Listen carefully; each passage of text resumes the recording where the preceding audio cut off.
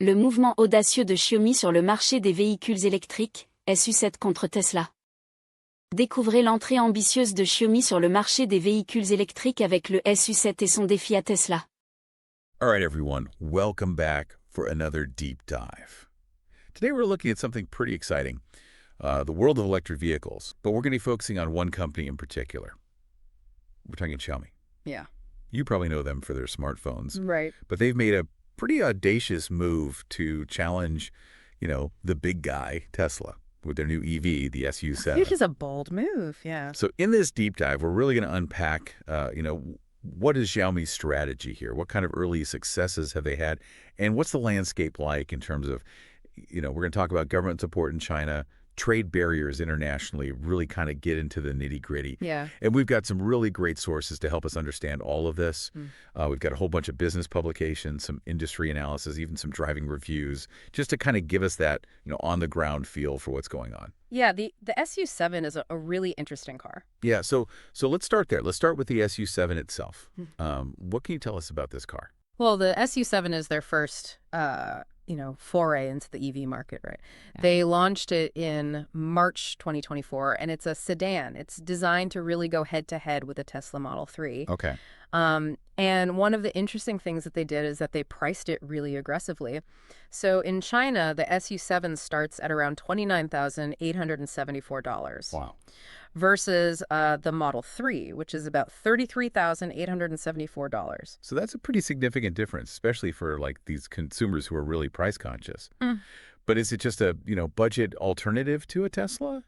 Or does it have anything else going for it? Like, what are we talking about here? Right. Feature-wise? No, I mean, it's got some impressive features. I mean, one thing it boasts a 435-mile starting range, which is actually higher than the long-range Model 3. Really? Yeah. So, and then you remember the launch event where they had over 50,000 orders in like 27 minutes? Oh yeah, that was huge. It seemed like everyone was talking about that.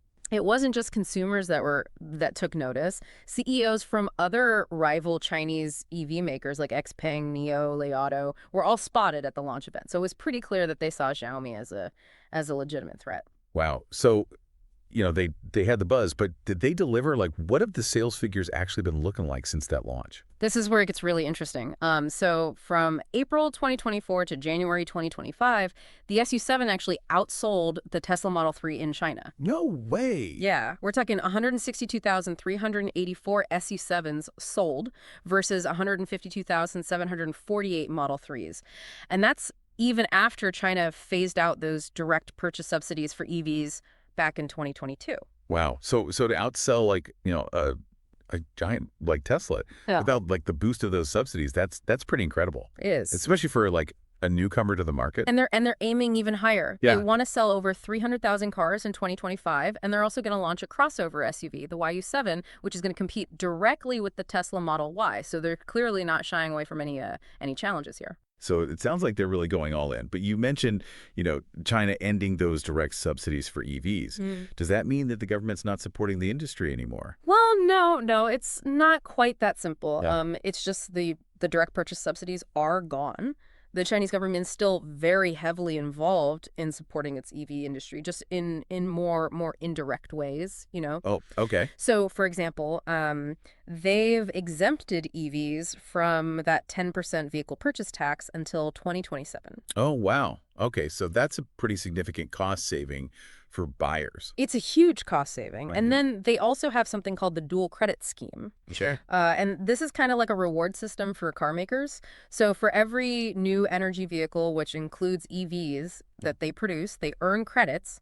So it's incentivizing them to just make more cleaner vehicles. So they're still incentivizing, the production and sale of EVs. It's just not as direct as it was before. Exactly. And you can actually see this playing out with another Chinese EV maker, BYD, which has been quite successful. They're profitable. Yeah. But they're still getting a lot of government support. So their annual reports show that they received a total of $3.4 billion in direct subsidies between 2018 and 2022. Wow.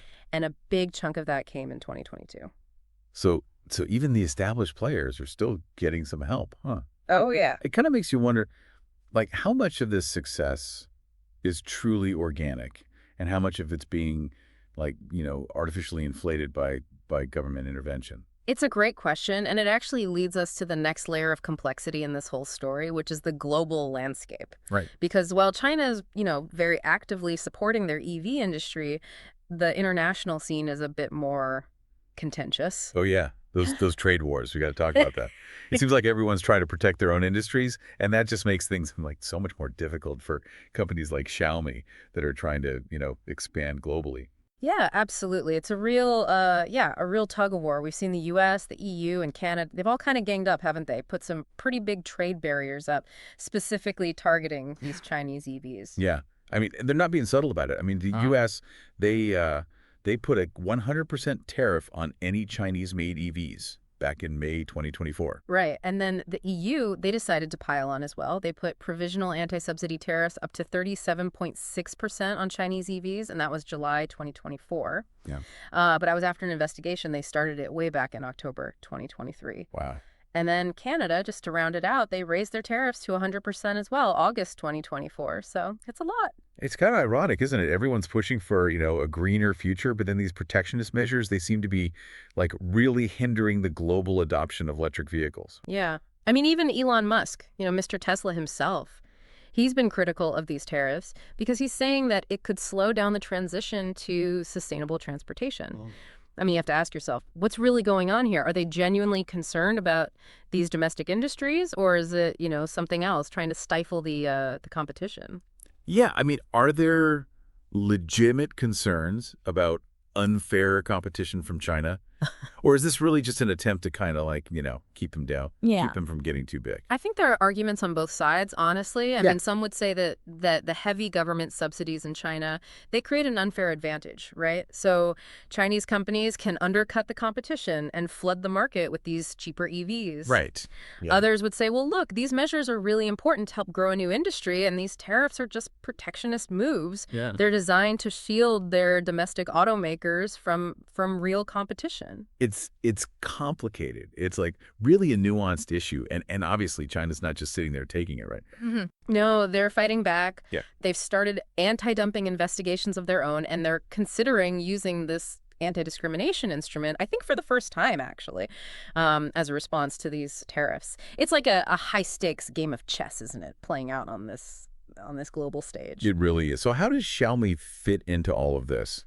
I mean, they've had this early success in China, but can they really replicate that on a global scale when they've got these trade barriers in place? That's the big question, isn't it? I mean, we know that their president, William Liu, has said publicly that they're gonna sell EVs globally within the next few years, starting with they're gonna launch the SU7 Ultra. Okay, so they're not backing down. No. But I think they're going to face some serious hurdles, right? I mean, just setting up your sales and service networks in these new markets, it's not easy. And then you've got to consider, the whole charging infrastructure, different countries, they have different regulations, different networks in place. I mean, how are they going to compete with, Tesla's supercharger network? That's a huge advantage. Yeah, that is.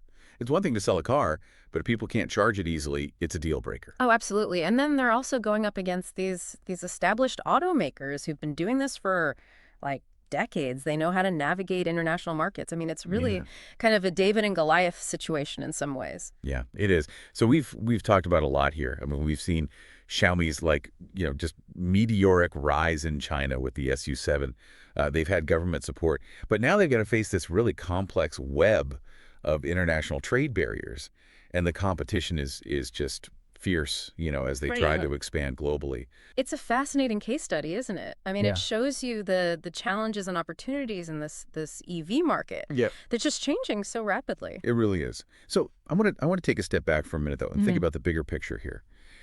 What does all this mean for the future of EVs, do you think? Well, I think it shows that the switch to electric mobility, it's not if anymore, it's when and how. Right. And it's happening globally. Governments are putting money into infrastructure. Companies are all fighting for market share. Consumers they're buying electric vehicles. It's happening. But I think it also shows you the challenges that come with this transition. Like we were just talking about, you've got geopolitical tensions, playing out in economics, this whole debate about government intervention versus a free market. It's a hot topic. Yeah, it's It's a really complicated landscape, and I'm just really fascinated to see how this is all going to play out. Yeah, it's a huge question. And they've shown, like, they're ambitious and they can move quickly, but going global with everything that entails, I mean, that's a whole other, ball game. Oh, it is. It is. And the stakes are so high right now. I mean, the EV market is changing so fast. New technologies are coming out all the time. Battery innovations are accelerating, and you've got like the established automakers, they're pouring tons of resources into EVs. It's a really dynamic and competitive environment. And you can't forget, we talked about the geopolitics, right? The trade wars, the whole push for countries to be self-reliant, this race for resources, it's all kind of happening in the background, and that's shaping the decisions that governments and companies are making. Yeah. Absolutely, absolutely. And at the end of the day, it's the consumers, isn't it? They're the ones that are going to decide who wins and loses here. Can Xiaomi capture the imagination of buyers outside of China? Can they build a brand that really resonates with global audiences?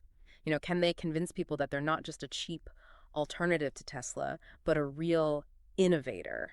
That's the real challenge, right? It's not just about like specs and features anymore. It's about building like a brand identity, a story, an experience that connects with people on a different level. Exactly. Yeah. And that's something that Tesla's done really well. I mean, they've created this whole culture, community around their brand. They've really tapped into what those like early adopters want, the tech enthusiasts, the people who want a more sustainable lifestyle. So Xiaomi, they're going to have to find their own niche, their own way to connect with a global audience if they really want to, challenge Tesla. So as we wrap up this deep dive into Xiaomi's, their electric ambitions, we're kind of left with more questions than answers, aren't we? Can they actually overcome these hurdles, navigate this, complicated landscape, and become a global force in the EV market? Time will tell, won't it? I mean, it's a story worth watching, that's for sure. It speaks to the bigger things happening in the world, this shift to a more sustainable future, the rise of these new economic powers, the constant push for innovation. I mean, it's fascinating. Yeah, it really is. And we hope this deep dive has given you a new way to look at the EV market, a better understanding of the challenges, the opportunities, and maybe even sparked your own curiosity to learn more. Absolutely. The future of, transportation, it's being written right now, and we're all part of it. That's right. So until next time, keep exploring, keep asking questions, and keep your eyes on the road ahead.